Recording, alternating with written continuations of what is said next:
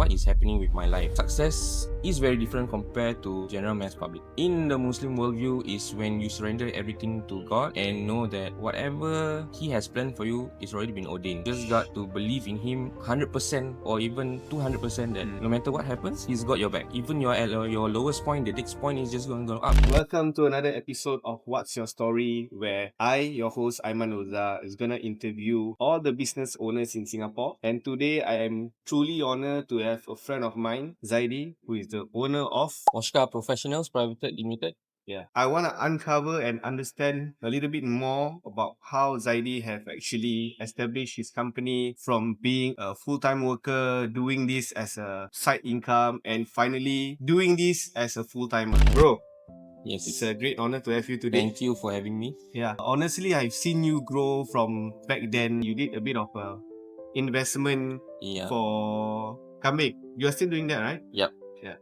Then I saw that you did this business as a side hustle, and I did approach you previously to do it, and now I just completed another session with him, and I highly recommend. If you want to do an interior cleaning for your car, what other exterior polishing, coating, everything lah, basically. So maybe you can start off by sharing which school did you go to, what did you do previously, and what actually made you wanted to come into entrepreneurship. Okay, so I learned civil engineering back in Ngee Poly.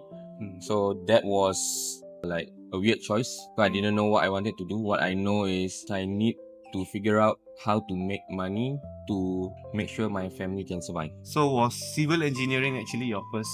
I think third or fourth. I tried a lot of courses lah. I mean, I chose this career gonna bring me some money. That's it. So as long as you land a good course in poly and you know that you're gonna earn a good income, you are more or less. Yeah, that's my point basically. I had the same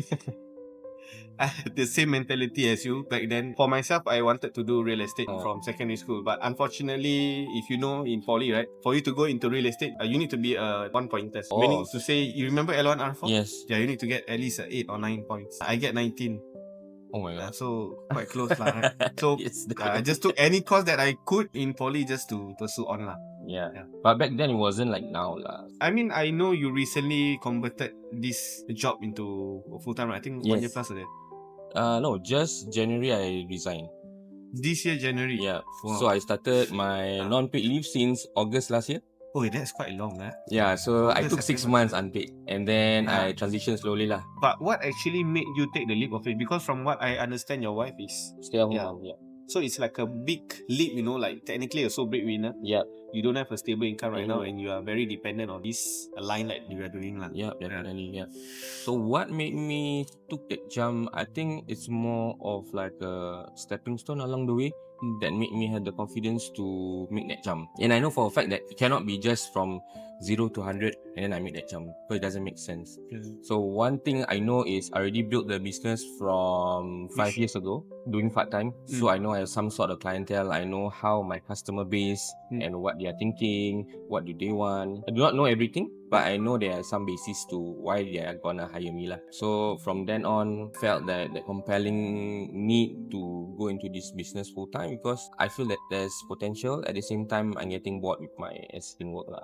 Yeah, because I've been there for 10 years already. So am I right to say actually you didn't really enjoy what you were doing back then? Just going through day to day just to generate that good income? At first, back to the main point on why I studied civil engineering, I got that salary. And then when I started learning about civil engineering, it got excited. And then the knowledge and stuff made me think like, oh, okay, this is interesting. 2-3 years, and I know, I think 60-70% of it. And then I felt like, okay, let's go on for another few more years. And by the time I reached like 9-10th year, I'm like, okay, this 90% is all the same. The only difference would be the 10%, 5%, and that the specialists on that department would know how to make decisions and stuff like that. But what was the trigger point for you to even start this company?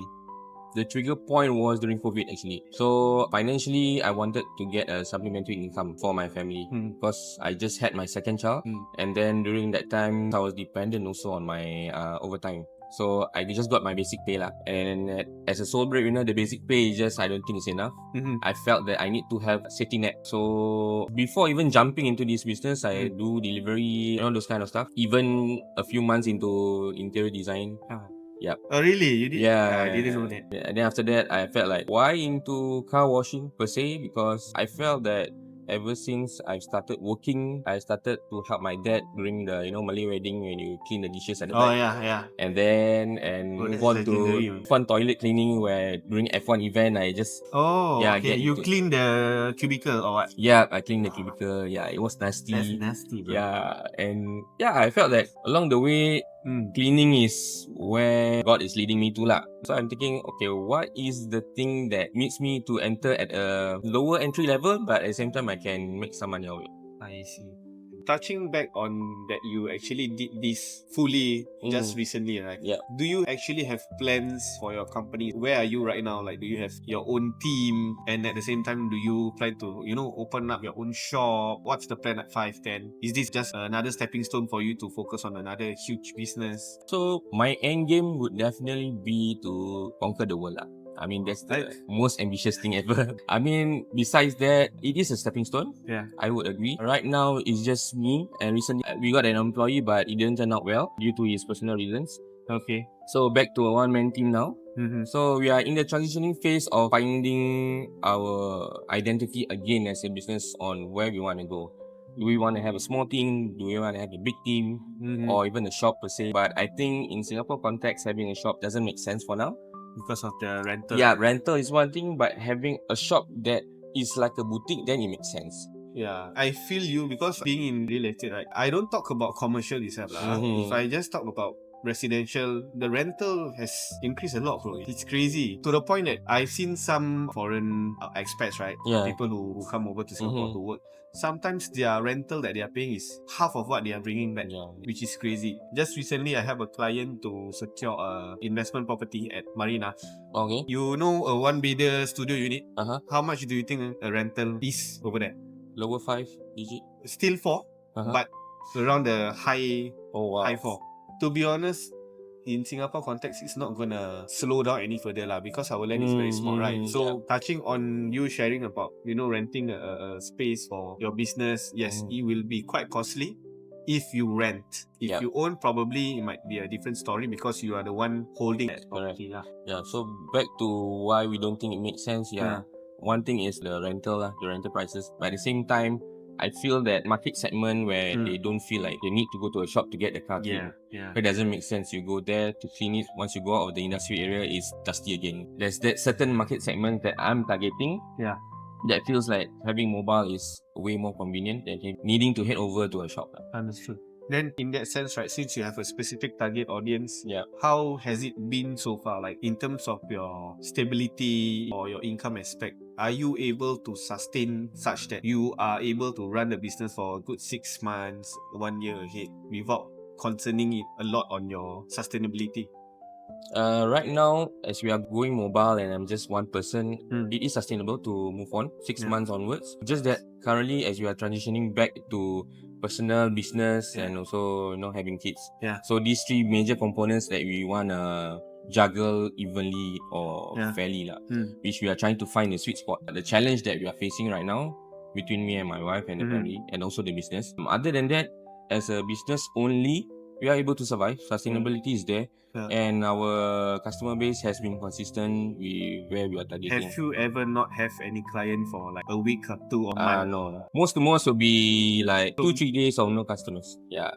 But slowly you pick up back again, 1 customer, 2. Have you ever felt like when that period happened, right? Did you feel anxiety or you felt worried like, hey, there's no customers coming in, how am I gonna survive? Will this last for very long? Have you ever had that kind of thought? Of course, definitely. That thought is the primary instinct.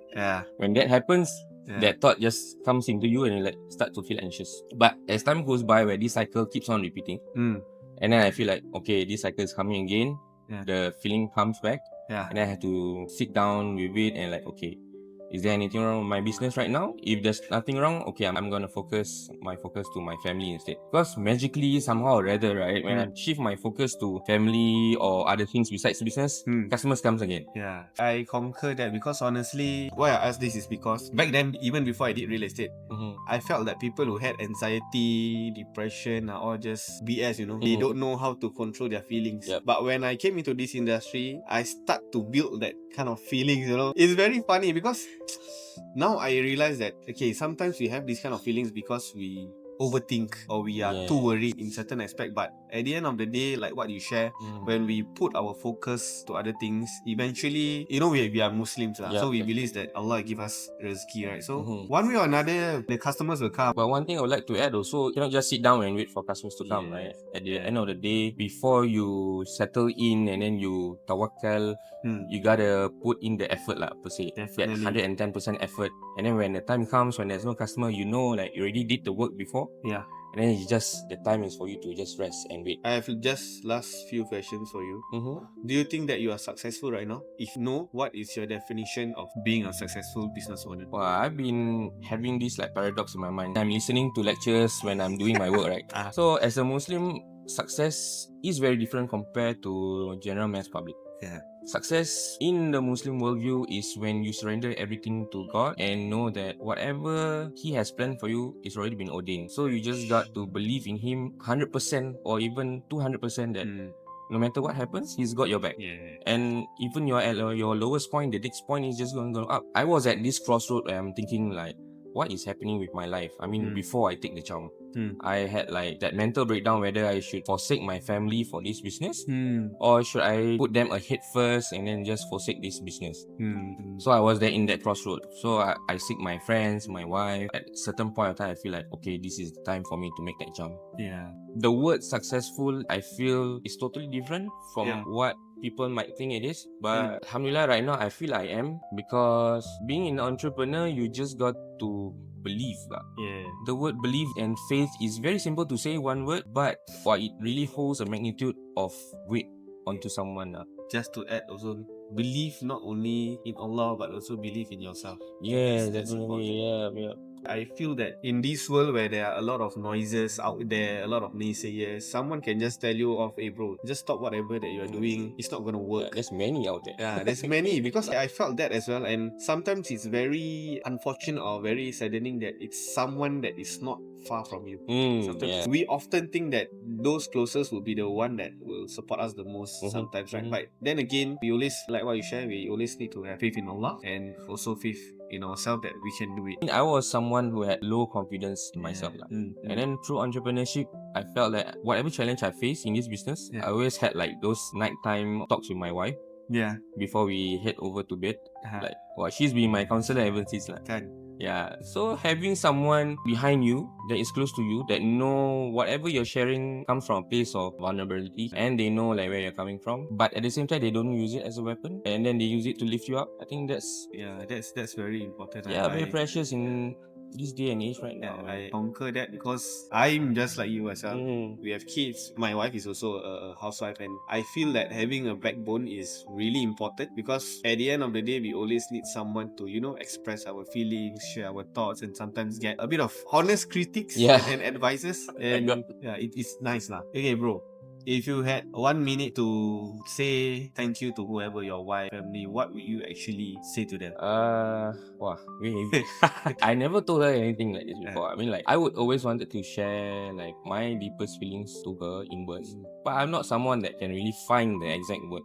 But only I have this conversation with Allah lah every time. But how I wish to know, like, she knows she's important to me. Yes. And she knows like what she's doing for me and the family is very crucial. So I would just like to share to her that whatever she's doing is awesome, and it's really mind-boggling like sometimes. I do not know what she's doing, but it really helps a lot. If I didn't have her around, I think I'll be a single, lonely guy who doesn't know what to do.